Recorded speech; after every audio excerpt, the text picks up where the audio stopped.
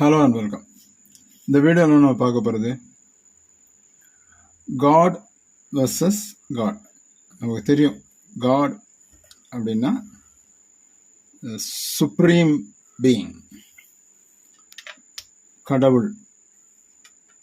அப்போ பொதுவாக நம்ம படிச்சிருப்போம் காட்னா கேபிட்டல் ஜி போடணும் அப்படின்னு. ஆனால் இதில் ஒரு சின்ன வித்தியாசம் இருக்குது. ஸ்மால் ஜி எல்லாம் ஆரம்பிக்கிற காடும் இருக்கு, கேபிட்டல் ஜிலையும் இது பண்ணலாம். அதுக்கு என்ன வித்தியாசம்னு பார்க்கலாம். பொதுவாக நிறைய கடவுள்களை பற்றி பேசும்போது சில ரிலீஜியனில், இப்போ உதாரணத்துக்கு முன்னாள்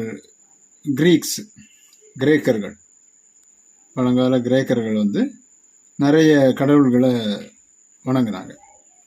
அப்போ அதுக்கு இந்த வேரியஸ் காட்ஸ் வரும்போது காட்ஸுக்கு கேபிட்டல் ஜி வரக்கூடாது, ஸ்மால் ஜி வரணும். The ancient Greeks had altars built for various gods.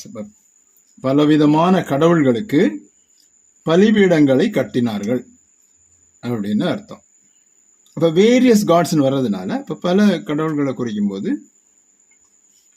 Small G வருது. If there are many gods, we use small g. அவ்வளோதான்.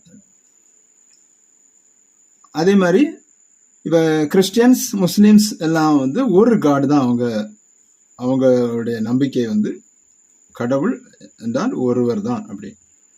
அதனால என்ன பண்றது, அதுக்கு மட்டும் கேபிட்டல் ஜி யூஸ் பண்றோம். The Bible says God gave us the 10 commandments.